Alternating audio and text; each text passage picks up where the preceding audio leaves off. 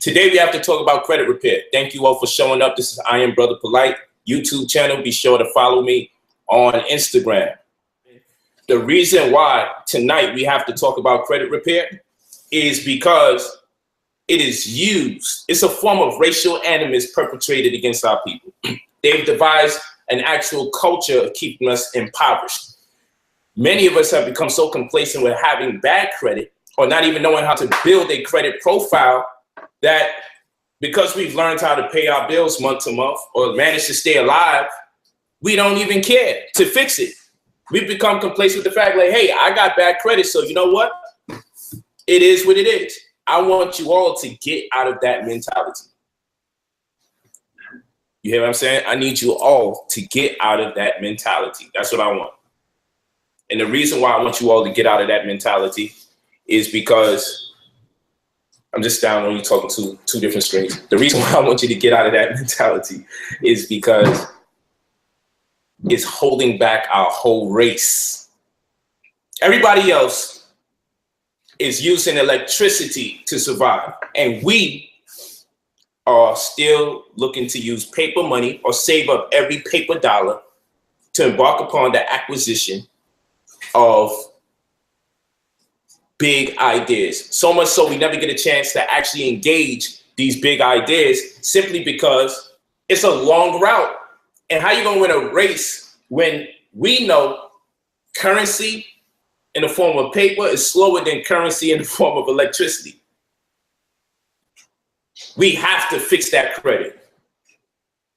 And so we have to learn the nuances of the credit system. But don't worry, when we do the course, we won't spend that much time telling you about the history of credit or TransUnion and Equifax and all of it. But we do have to learn the history of it so we can understand the nature of the beast that is up against us. So we do have to do that. But understand this, great credit will change your whole world. The goal is to get everybody in that class to get to the point of next gen. Next gen is the highest credit score you can get. Okay, we talking 900s. We done. The goal is to get you to next gen. All right, I always look at it like the next generation will benefit. Yes, the next generation can benefit from your credit. We will be teaching you that the next generation can actually benefit from your credit. That's extremely important to the cause. And I'm going to tell you why it's important to the cause. It's extremely important to the cause, primarily because we are in a debt wealth society. So in order to build credit, you have to go into debt. If you want to go to school to strive or transcend the conventional jobs that most people get without the high school diploma, or with the high school diploma, I should say, then what you normally have to do is go into debt for student loan. If you want to drive to work or drive to school and you buy this car, chances are you're going to get a car note. And that's another form of debt. Of course, the word note, hence the term note. This is a debt wealth society. This is why you have to learn the nuances of credit. Because if I want an education, I have to go into student loan debt. And we all need an education. And if I want to get a home, that is to say shelter, I have to get into debt by way of the mortgage. Mortuary, mort means death, gage means pledge. I have to make a pledge that I'll pay something almost to the point when I'll die. In fact, I'm most likely going to die before that debt is paid. So I have to go into debt for the home, I have to go into debt for the school, and I have to go into debt for the car. And if I want to build credit, I have to go into debt in order to build credit. What have we learned here? That this is a debt wealth society. And the only way to use the momentum of a debt wealth society is if we inherit wealth. And our children can inherit wealth in the form of our credit. And that sounds nuts. And that's what we have to discuss during the course of the sovereign course. And by sovereign, by no means do we mean you can hit somebody with a car and don't have to go to court for vehicular homicide. We're not talking about you throwing your birth certificate and your social security in the water. but we are talking about having some form of autonomy, some form of control in your life by way of economics. We're talking about economic sovereignty. That's what this sovereign workshop is about. Re-establishing a strong disposition where you don't have to pay. We did the health course and still doing it. Make sure you still can purchase the health course online. You'll get the replays in high def through passcode means to our I Am Brother Polight website. It's not there when you go to the site by the standard, but it's there when you purchase the class and you get the passcode and you can get it on the back end. All right. The reason why we did the health course, inspired by Dr. Sabi, was because we wanted to see to it that people can spend less money by learning how to create the herbs themselves. That's why we got the health course there for you online. When we did the real estate course, that was to save you the money so you don't have to pay $15,000, $20,000 to go to school to be a real estate agent and still know nothing about UCC. When we taught the real estate course, which is still up there on IamBrotherPolight.com, you can look for it, 4-class package deal. We taught it because when people teach you real estate, they should be teaching you UCC. UCC runs concurrent with real estate. And we proved this throughout the 4 classes, how many times we needed to use the UCC, particularly at least one, UCC 1, which is the financing statement, particularly the 3 being the code for change or amendments. Now, you can spend thousands of dollars, but the name of the game here is to see if we can save you as much as money as possible. So if you do decide to go to school, you go on the better terms when you already have money so you can be educated and hopefully become a resource to the community that you so love or you are a part of. You may not have known that when you fill out a job application, they check your credit. When you fill out a job application, they check your credit. Do you know when people check your credit, it affects your credit? So imagine you with no job and you saying, hey, I just want to get my life right. I want to get my credit back. I want to, you know what? I even paid some people to repair my credit. Did the people that you paid to repair your credit tell you around filling out job applications at random? Do they go out there and tell you, make sure you ask them not to check your credit, to ask you for it, and you can print it out and give it to them? When you go to get a job application, print out your most recent credit score and submit it. Because if they check it, the fact that someone's checking your credit shows you have an interest in potentially being a liability. That's how it's interpreted. So rule number 1, come with your credit report ready.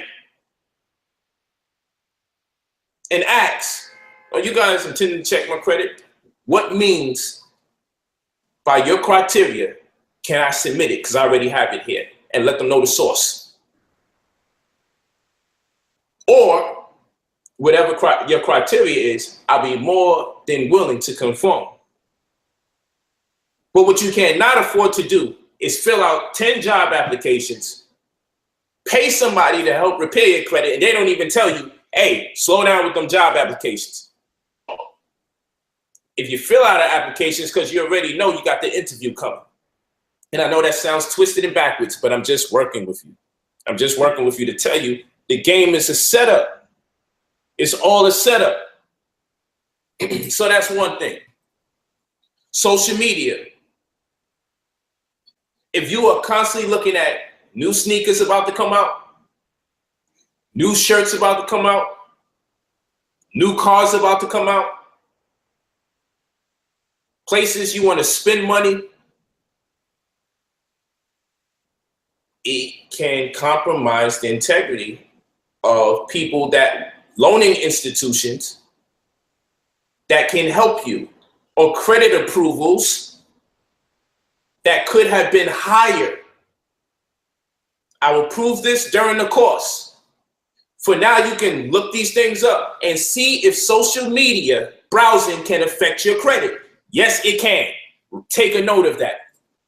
This is all from the top of the head right now. It's going to be ugly when I do the course, because that's when I got notes.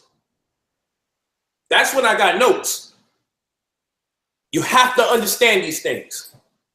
You do not want to get caught out there making simple mistakes. And watch this. This could be the same person that pays somebody to repair their credit. And that person didn't tell them, take it easy on what you do on social media. Don't look like a consumer, an uneducated consumer on social media. Change your demonstration of behavior.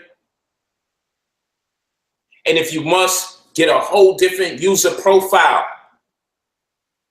non-associated with yourself, to do the frivolous things that you tend to do. You're only human, I understand. But what I'm telling you is your social media browsing can impact you in ways where loaning institutions won't approve you for any money or the amount of money that you actually need. And they won't even tell you why. Get a secured card, whether it's Capital One, whether it's Santander, whether it's Wells Fargo, doesn't matter. Get you a secured credit card. If you can't get a credit card, get you a secured credit card. Go to a bank and say, hey, I need a secured credit card. I want to start building my credit. I want to start all over. Of course, you have to put the amount of money that you want on the card. In most instances, they want about $500 put down at a minimum. What you do is make sure you always put down 6 or 7 at a minimum. They expect if you put down 500, you're already in hell's water. They understand what's going on. Put up 6 or 7. You're off the radar the second you do that. Now, what you want to do is also go to another banking institution and apply for another credit card, $500, $700. Or if you can get credit cards through the regular means, do that as well. So you don't have to pay $500. But this is what you're going to do. The goal is for you to get 2 credit cards. If you only can get one, then you get one at that moment. A secure credit card is just as good for the moment. It's a secure credit card, for those who don't know, is when you put the money on the card and you treat it like credit, though you're the one that funded the credit. And if you can do good working credit that you funded after a year, they'll approve you officially for the dollar amount that you have left on the card. So what I tell people to do is after the first 6 months, make sure you credit, because even though you're funding the money for the credit, you'll get the money back at the end of the term, and the dollar amount that you last was on per the last quarter will be the dollar amount in credit you will have. That will definitely boost your credit if you already have a $5,000 credit score, because you saved up and built that amount on your own credit profile. That'd be good, because in other instances, you may not be able to be approved for $5,000 so quick. But you can if you built it up yourself over a period of time of 3 quarters or so, 9 months. Here's another thing. You always want to get 2 credit cards. If you only can get one at the moment, you get one. But you always want to get 2 credit cards. You don't want to get more than 2 credit cards. Stay the hell away from that, especially if you're looking to build your credit. Stay away from that. Hey, would you like a Walmart credit card? Would you like to apply? First of all, they're going to hit up your credit by applying for that Walmart credit card.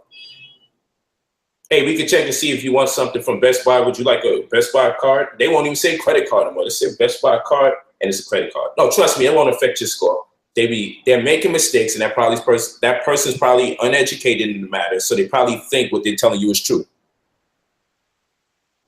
You're welcome, Julius Jones. He said, appreciating the information. You're welcome. So I want you all to understand that it is extremely important to have 2 credit cards. Why is it important to have 2 credit cards? I'm going to tell you right now.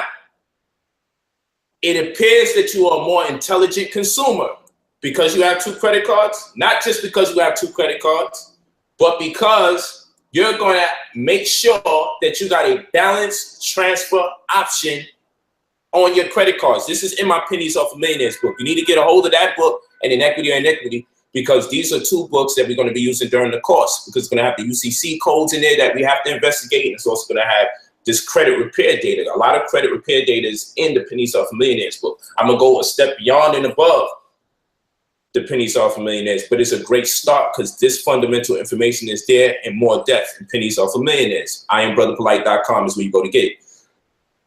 2 credit cards. Thanks, Brent. The reason why you want 2 credit cards is because you want to exercise a balance transfer option. If they notice that you only have 2 credit cards and they notice that you have a balance transfer option on your credit cards, they will say this is an intelligent consumer. Boost their points up.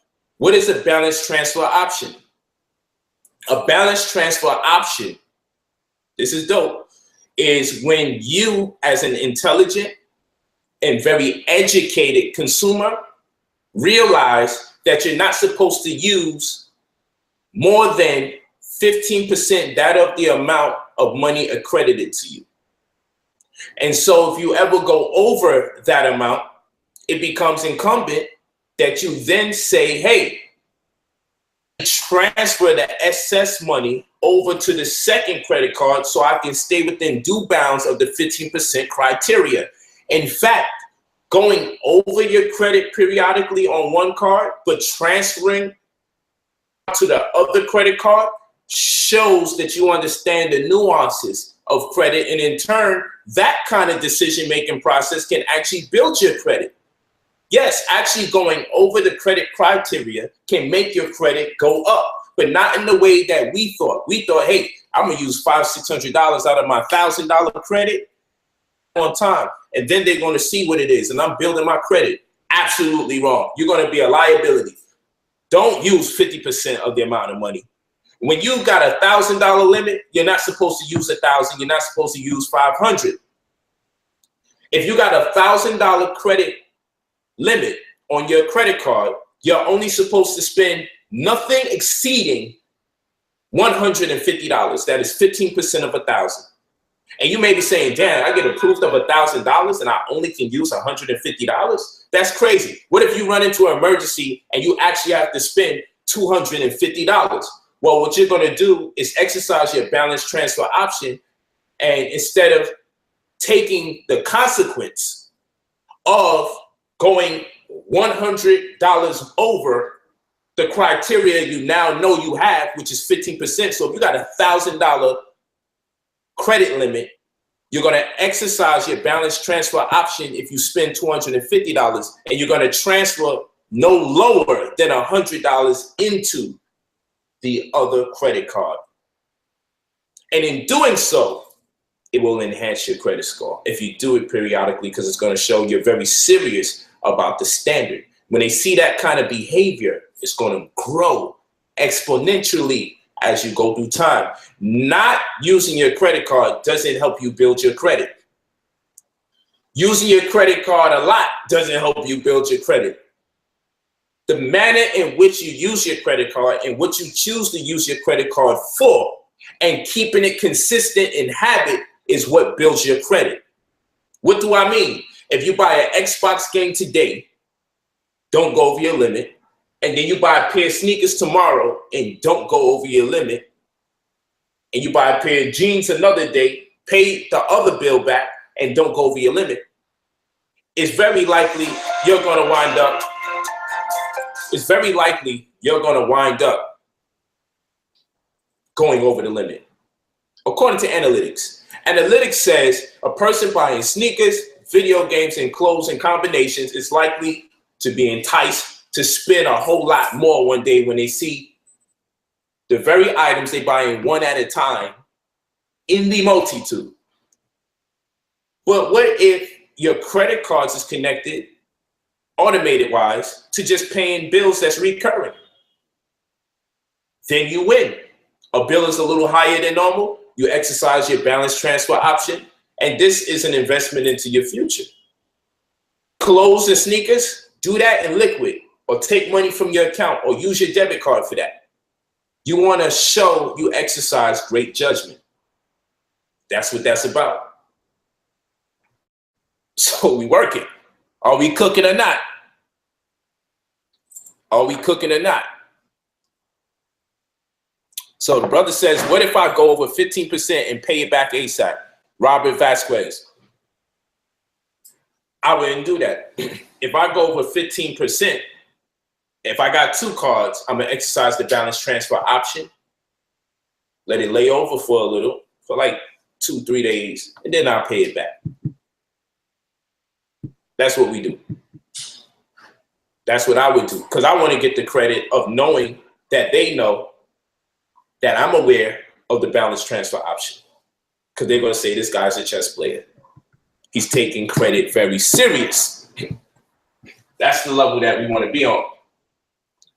So then you also got the credit card redlining system. I spoke about this on a couple of occasions, but for those of you that's not familiar with credit card redlining, you also have a scenario with credit card redlining where they know it's against the law.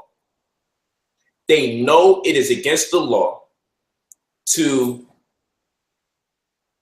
ask you what's your race when it comes to giving you credit or approving you of loans.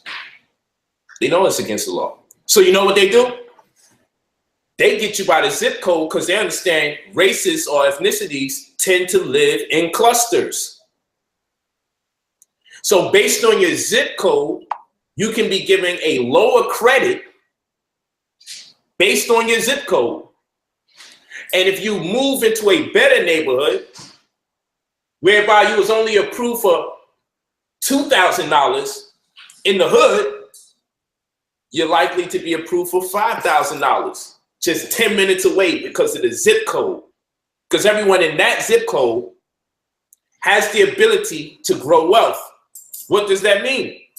Wealth is precipitated by one having the ability to invest 1/3 of their income, in addition to them accruing 150 grand a year. Poverty begins at $32,000 a year for a family of 4, or $15,000 a year per individual. Now, here's where I have a light bulb above my head. And I get to thinking and saying, well, if wealth begins at $150,000 a year, they call them the 5%ers in economics. In economics, a 5%er is one who has the ability to grow wealth. They say only 5% of America actually is in position to grow wealth because they're making at least $150,000 a year. Take a note of that. And in any instance, you're supposed to be able to invest at least 1/3 of the income you have in order to become successful. So if you're making $60,000 a year, you're supposed to be able to invest at least $20,000 out of the $60,000 a year. What we got to understand is this. They won't tell you you're not approved for credit because of your race, but what they will do without telling you is that we're not approving you, or we're only giving you a certain amount that's smaller on account to the fact that you're in the zip code where people are making less than $150,000 a year. So one of the ways that I've shared with people in the past was to get a UPS box because it's considered residential, and get it in neighborhoods where the average income is $150,000 or more a year. Because when you do that, you heighten the probability that they're going to give you more than they would have gave you in a zip code where people don't average $150,000 a year. So you want to find a mailing address, not a postal mailing address, because that's not considered residential. But you have alternative, sometimes even with FedEx, right?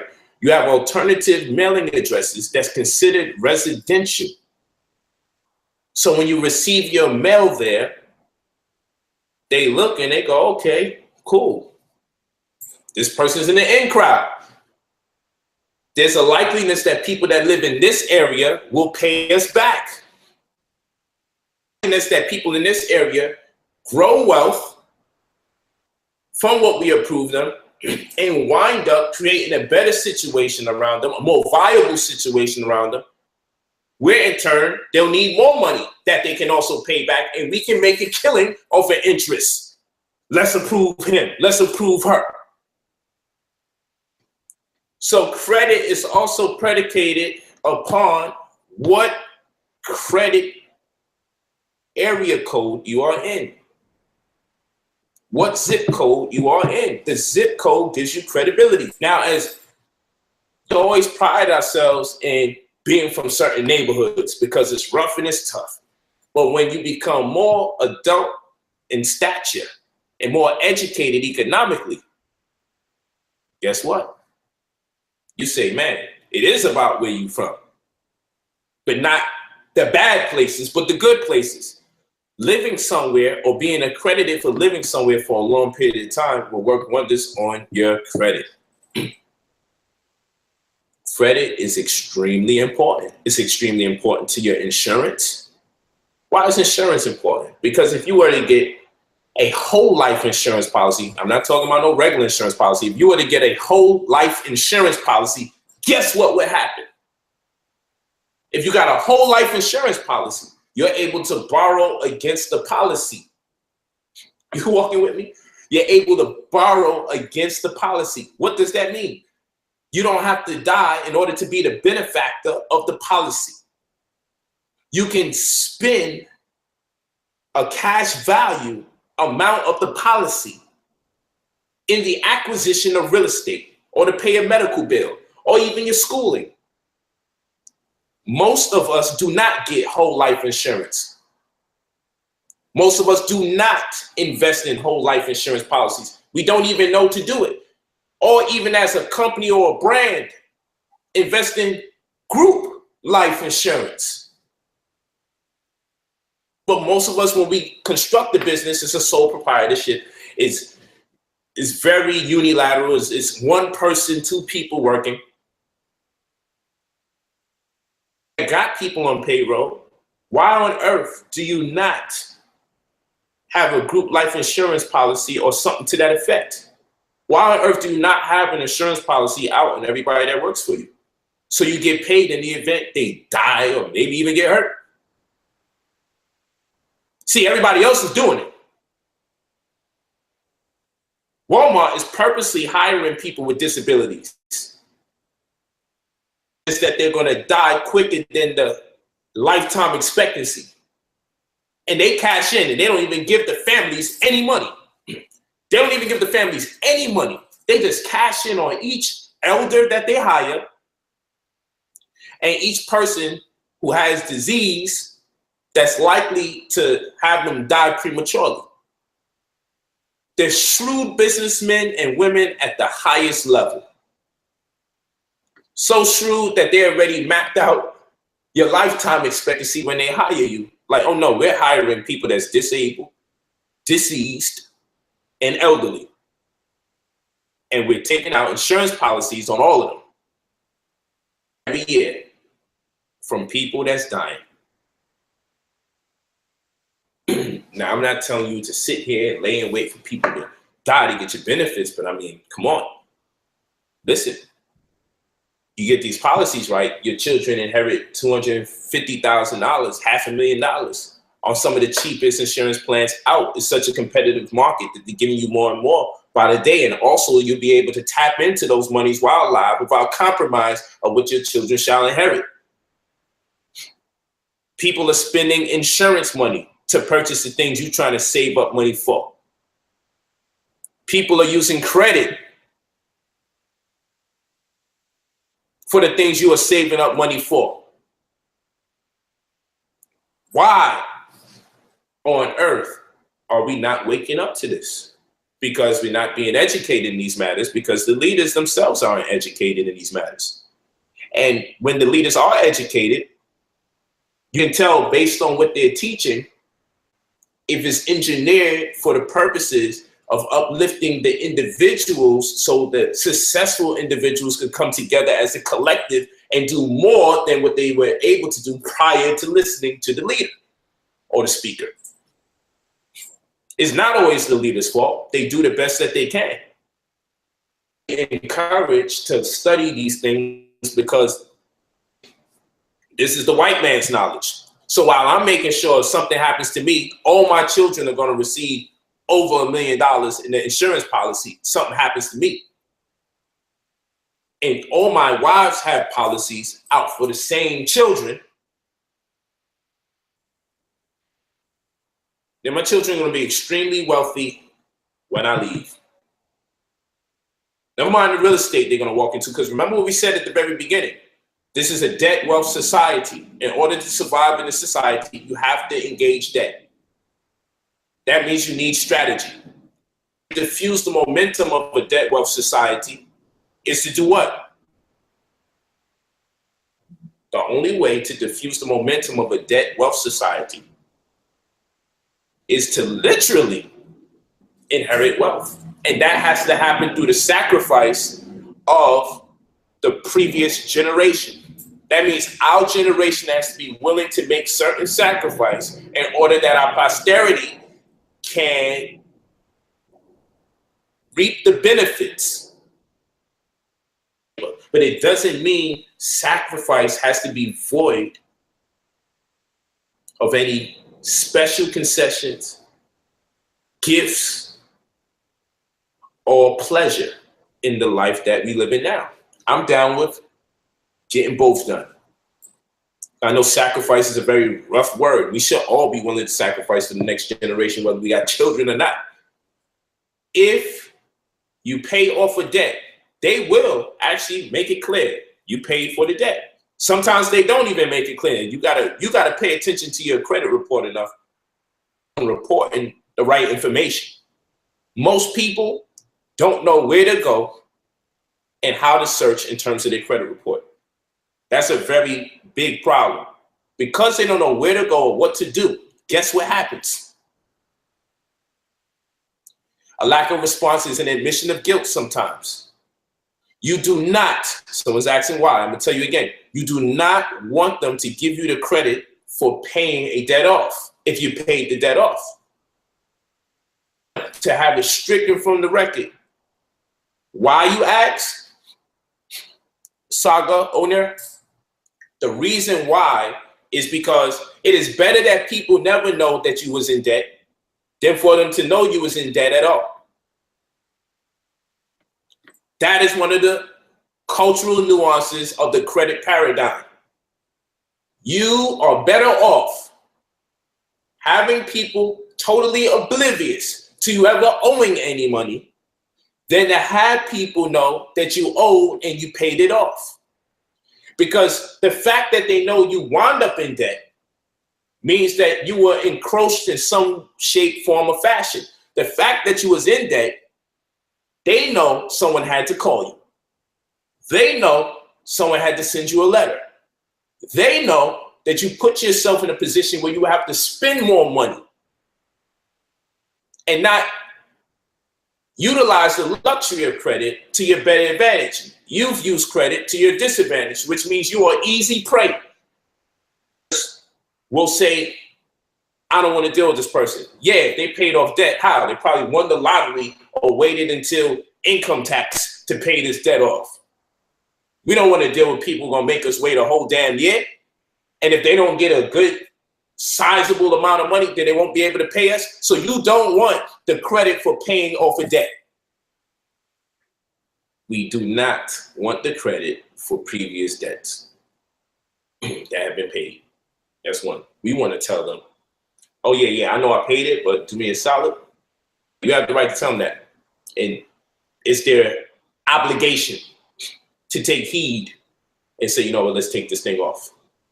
It is their obligation to take heed and say, okay, strike it from the record, because it is better that no one knows you was in debt than for to know you was in debt and you got it off the record. I hope you're listening. So that's very important to the credit schema of things. And this is just the beginning. So you not only have to learn how to grow your credit, you have to learn to protect yourself. Then we have to get out of this concept that we want everything in our name. Why? You want to get out of the concept that everything needs to be in your name, because that's where you take the biggest blow. You have to protect your name. So you need a legal person or a legal fiction in front of you. Listen to me carefully. This is why you set up a trust. And a trust, a company, a synonym for corporation or company is person. Another name for corporation is person. Another name for company is legal person. And just like you claim children on your taxes to get more money, you can claim that person, just like a child, to get money back at the end of the year.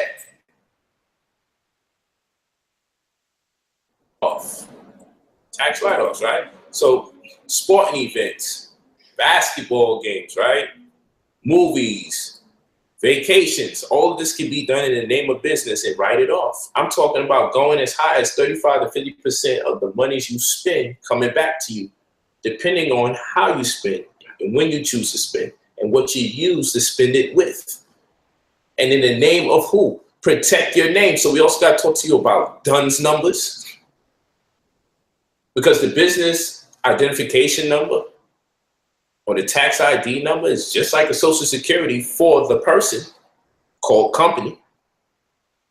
And that person or company or legal person or company, same words, with that social security, not a social security, but business identification number, BIN or TIN, very similar because it's an entity. Guess what? You know what you got to do with that. If your company is a person and it has numbers just like you have a social security number affixed to it, then your company can have credit.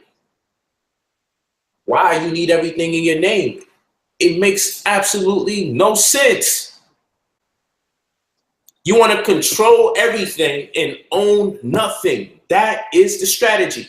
Control everything, own nothing. That is the strategy.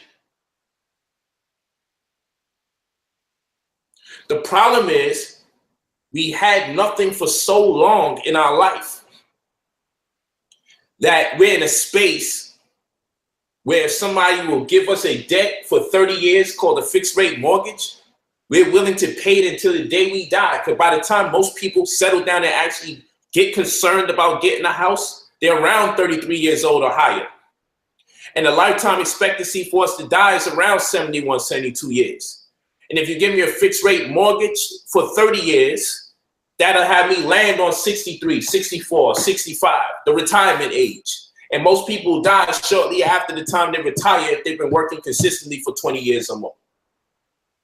So definitely it's a mortgage, because mortgage is a mort, meaning death, and gage is a pledge. It's a pledge to pay something until you die. Why on earth would you sign an agreement to pay something until the day you die? Because you never had nothing in the first place. And because you never had nothing, if someone gives you the opportunity to have something, even if you can't afford it, you know you can't afford it. You know what not affording it means? If it takes you 30 years to pay something and they give you a heads up 30 years in advance, you can't afford this because you're going to have to pay for it during the stretch of 30 years. And you don't even consider hyperinflation. You don't consider food inflation. You don't consider that you're not even a 5%, meaning you're not even in a tax bracket where you're able to say that you are in position to invest at least $50,000 a year, because it is incumbent that we are able to invest at least 1/3 of our income. And wealth begins at $150,000 a year. Poverty begins at $32,000 a year for a family of 4 and $15,000 a year for an individual. And my thing is this: if poverty begins for a family of 4 at $32,000 a year, or for an individual at $15,000 a year, and wealth begins at $150,000, the amount of money that we comfortably can invest, win, lose, or draw, and still not have to live below our means, begins at $150,000 a year, then what is $50,000? What is $60,000? What is $70,000 a year? That's the gray area. If poverty begins at $32,000 a year for a family of 4 and $15,000 a year for an individual, and wealth begins at $150,000 a year, and we are given the incentive through economics that we are supposed to be able to invest 1/3 of our income comfortably without living below our means, what do the other dollar amounts mean to represent in between? I considered all of those dollar amounts poverty. So if it's $60,000, if it's $70,000, whether it's by myself or with 2 or 3 other people, I have to still consider it poverty, because it said poverty begins at $150,000 a year. And they ain't got no terms for those other numbers in between. And that, for me, 15,000 and 150,000, it's time for you to put yourself through a system of schooling. It's time for you to decide, you know what? Rather than give them all my bread, let me see what I can do myself. Because even when you pay these companies that will legitimately kind of help you get your credit up. For what it's worth, they don't even tell you how to maintain it. They got you just thinking, hey, just pay your bills on time. Or work out these negotiations with people when you owe them. Did you know that debt has expirations on it? Get the pennies off a Millionaire's book. I am brotherpolight.com. Get the pennies off a Millionaire's book. I am brotherpolight.com. Get the pennies off a Millionaire's book. Why? Because I break down the maturation dates for credit. I break it down. Some cities is a 2-year, some cities is a 3-year, some cities is a 5-year. That debts have a limitation, and they mess around and get you paying for debts that expired already. Debts that expired already. Whenever someone calls you after a long time to pay a debt, that's because the creditor, the original creditor, already sold the third party the debt for profit, and then they're writing off the debt as a gift on behalf of you so they can get the monies back because it was insured in the first place. The loan was already insured. So the creditor is winning twice. The debt obligation that you got, that you received, was insured, so the creditor is getting that money back. And then the creditor sells the debt to a third party for very cheap, like 10% or what have you. And then that third party illegally calls you and works out an agreement with you. Hey, you owe $8,000 plus the interest, $12,000. But what we'll do for you, we'll give it to you for a crackhead low, $4,000. But that's only because they paid probably $800 from the creditor. And they have to call you just before that debt is on the cusp of expiring. And they still can get you to commit to pay it. That's you. And you're over here like, yo, you let me spend a whole lot less. So you know what I'm going to do? I'm going to just spend a whole lot less because I originally owed $12,000. Now they brought it down to $4,000. I don't want to miss out on this opportunity. Why would you owe someone $12,000 and then they allow you to only pay them back $4,000? You got to think about that. That's because the creditor sold the debt to somebody else because they have to sell it. They don't have to, but they sell it to make a little more profit because the expiration date. No one can be in debt for the rest of their life. It's against the law throughout the whole country.